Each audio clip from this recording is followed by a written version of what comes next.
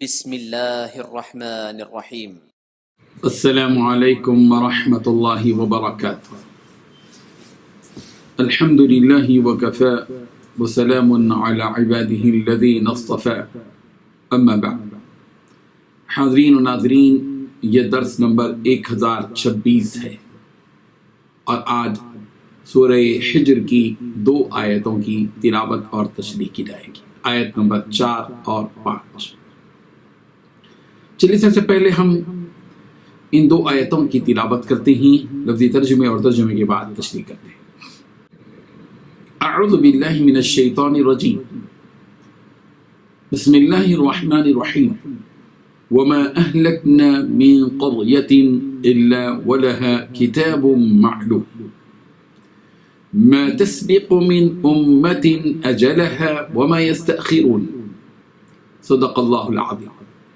وما اہلکنا، اور ہم نے ہلاک نہیں کیا، من قریۃ، کسی بستی کو، الا ولها، مگر اس حال میں کہ اس کے لیے کتاب معلوم، لکھی ہوئی میعاد مقرر تھی۔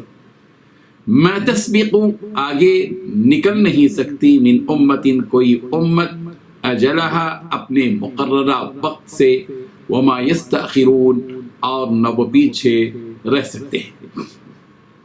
ترجمہ ہوا ہے، اور ہم نے کوئی بستی ہلاک نہیں کی مگر اس کا وقت مرقوب و معین تھا، مگر اس کا وقت مرقوب اور متعین تھا۔ کوئی جماعت اپنی مدت وفات سے نہ آگے نکل سکتی ہے نہ پیچھے رہ سکتی ہے۔ ان 2 آیتوں میں 2 ہی باتیں بتائی گئی ہیں۔ پہلی بات، ہم نے جتنی بھی بستیوں کو ہلاک کیا ان کے لیے ایک متعین وقت لکھا ہوا تھا۔ دوسری بات، کوئی امت اپنی مقررہ مدت سے نہ آگے بڑھ سکتی ہے اور نہ ہی وہ لوگ پیچھے ہٹ سکتے ہیں۔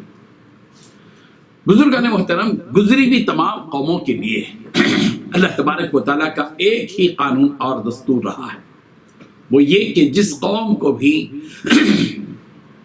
ہلاک کیا جاتا ہے ان کی ہلاکت سے پہلے ان پر حجت قائم کی جاتی ہے، یعنی اس قوم کے پاس اللہ تبارک و تعالیٰ نبی اور رسول کو بھیجتے ہیں۔ وہ نبی اور رسول ان تک حق کا پیغام پہنچاتے ہیں اور انہیں مختلف تدبیروں اور طریقوں سے سمجھاتے ہیں، اور جب وہ قوم ان نبیوں اور رسولوں کی باتوں کا انکار کرتی ہے تو ان کی ہلاکت کے فیصلے کیے جاتے ہیں۔ ہر قوم کے لیے ایک مقررہ مدت ہے اور ان کے لیے جو ان کی تقدیر ہوتی ہے وہ لوح محفوظ میں لکھی ہوئی موجود ہوتی ہے۔ جس قوم کو جس وقت ہلاک و تباہ کرنا ہوتا ہے اسی وقت اس قوم کو تباہ کیا جاتا ہے، اس مقررہ اور متعینہ وقت سے نہ پہلے اس قوم کو ہلاک کیا جاتا ہے اور نہ ہی بعد میں، یعنی اس میں نہ جلدی کی جاتی ہے اور نہ ہی تاخیر کی جاتی ہے۔ اور ہر قوم کی ہلاکت اور تباہی کا جو وقت ہوتا ہے اس وقت کا علم اللہ تبارک و تعالیٰ ہی کو ہوتا ہے۔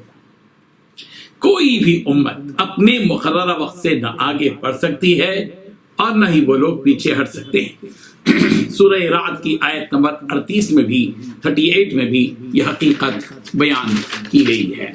لِكُلِّ أَجَلٍ کتاب، ہر مقررہ وعدے کی ایک لکھت ہے، یعنی ہر قوم کے لیے جو وعدے کی مدت ہے وہ لکھی گئی ہے۔